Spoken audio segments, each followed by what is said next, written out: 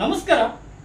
ನನ್ನೆಲ್ಲ ಸಮಸ್ತ ನಾಡಿನ ನಾಗರಿಕ ಬಂಧುಗಳಿಗೆ ಹಾಗೂ ಸಮಸ್ತ ಕರ್ನಾಟಕದ ನನ್ನ ಮಹಾಜನತೆಗೆ ನಾನು ನಿಮ್ಮ ಪ್ರೀತಿಯ ಫಿರೋಜ್ BS SM ನ್ಯೂಸ್ನ ವ್ಯವಸ್ಥಾಪಕ ನಿರ್ದೇಶಕರು, ಮ್ಯಾನೇಜಿಂಗ್ ಡೈರೆಕ್ಟರ್ ತಮಗೆ ತಿಳಿಸುವ ಸಪ್ರೇಮ ವಂದನೆಗಳು.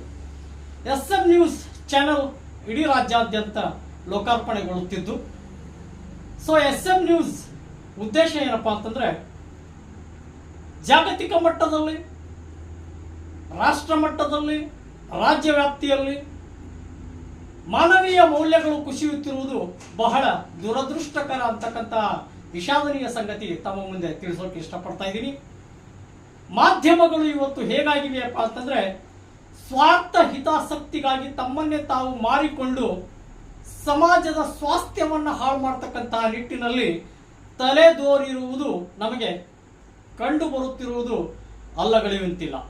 ಹಾಗಾಗಿ SM ನ್ಯೂಸ್ನ ಮೂಲಕ ಸಾಮಾಜಿಕ ಮೌಲ್ಯಗಳನ್ನು ಎತ್ತಿ ಹಿಡಿಯುವುದರ ಮೂಲಕ ಸರ್ವ ಜನಾಂಗದ ಶಾಂತಿಯ ತೋಟದ ಬದ್ಧತೆಗೆ ಪೂರಕವಾಗಿ ಹಾಗೂ SM ನ್ಯೂಸ್ನ ಮೂಲಕ ಇಡೀ ರಾಜ್ಯಾದ್ಯಂತ ನಡೀತಕ್ಕಂತಹ ಅನ್ಯಾಯ, ಭ್ರಷ್ಟಾಚಾರ, ಅನೀತಿಗಳ ವಿರುದ್ಧ, ಶೋಷಣೆಗಳ ವಿರುದ್ಧ ಧ್ವನಿ ಎತ್ತುವುದರ ಮೂಲಕ ಸಾಮಾಜಿಕ ಕಳಕಳಿ ಮತ್ತು ಜಾಗೃತಿಯನ್ನ ಉಂಟು ಮಾಡತಕ್ಕಂಥ ನಿಟ್ಟಿನಲ್ಲಿ ಸಮಾಜದ ಸ್ವಾಸ್ಥ್ಯವನ್ನ ಕಾಪಾಡುವ ಒಂದು ಜವಾಬ್ದಾರಿಯನ್ನ ಹೊತ್ತು ತಂದಿದೆ ನಿಮ್ಮ ಮುಂದೆ. ಹಾಗಾಗಿ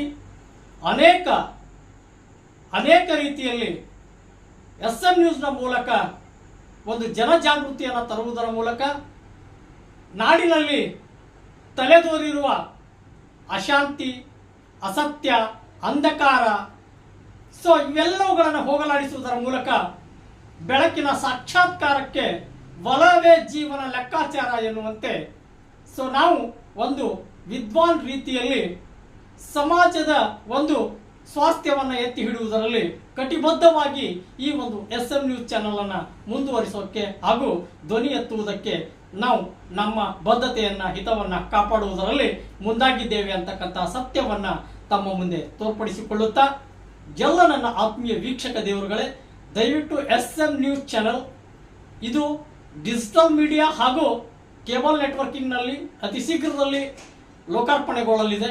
ಅಷ್ಟೇ ಅಲ್ಲದೆ ಮುಂಬರುವ ದಿನಗಳಲ್ಲಿ ಸ್ಯಾಟಲೈಟ್ ರೂಪಾಂತರಗೊಳ್ಳುವುದರ ಮೂಲಕ ಇಡೀ ರಾಷ್ಟ್ರ ಮಟ್ಟದಲ್ಲಿ ಮತ್ತು ಜಾಗತಿಕ ಮಟ್ಟದಲ್ಲಿ ವಿದ್ವತ್ ಸಂಸ್ಥೆಯಾಗಿ ಬೆಳೆಯುವುದರಲ್ಲಿ ಯಾವುದೇ ಸಂದೇಹವಿಲ್ಲ. ನಿಮ್ಮ ಪ್ರೀತಿ, ಮಮತೆ, ಸಹಕಾರ ಅಗತ್ಯ ಅಂತಕ್ಕಂತಹ ಭಾವನೀಯ, ಪೂಜ್ಯನೀಯ ಸಂಗತಿಗಳನ್ನ ನಾನು ನಿಮ್ಮ ಮುಂದೆ ತೋರ್ಪಡಿಸಿಕೊಳ್ಳುವುದರ ಮೂಲಕ ತಮ್ಮೆಲ್ಲರ ಸಹಕಾರ, ಪ್ರೀತಿ ಅಗತ್ಯ ಅಂತಕ್ಕಂಥದ್ದನ್ನ ಭಾವಿಸಿಕೊಳ್ಳುತ್ತಾ SM ನ್ಯೂಸ್ ಚಾನೆಲ್ ಈಗ ಅತಿ ಶೀಘ್ರದಲ್ಲಿ ಲೋಕಾರ್ಪಣೆಗೊಳ್ತಾ ಇದೆ. ಲೋಕಾರ್ಪಣೆಗೊಂಡ ನಂತರ ಅಸಹಕಾರ, ಅಸತ್ಯ, ಅಶಾಂತಿಗಳನ್ನು ಹೋಗಲಾಡಿಸುವುದರ ಮೂಲಕ ಸಮಾಜದ ಸ್ವಾಸ್ಥ್ಯವನ್ನ ಎತ್ತಿ ಹಿಡಿಯುವುದರಲ್ಲಿ ನಿಮ್ಮೆಲ್ಲರ ಸ್ವಹಿತಾಸಕ್ತಿಗೆ ಕಟಿಬದ್ಧವಾಗಿದೆ ಅಂತಕ್ಕಂಥ ಪ್ರೇರಣಾ ಅಂಶಗಳನ್ನು ನಿಮ್ಮ ಮುಂದೆ ನನ್ನ ನುಡಿನಮನಗಳನ್ನು ಸಲ್ಲಿಸುವುದರ ಮೂಲಕ ನಾನು ನಿಮ್ಮ ಒಂದು ಮಾತಿಗೆ ವಿರಾಮ ಕೋರುತ್ತೇನೆ. ಜೈ ಹಿಂದ್, ಜೈ ಭಾರತ್.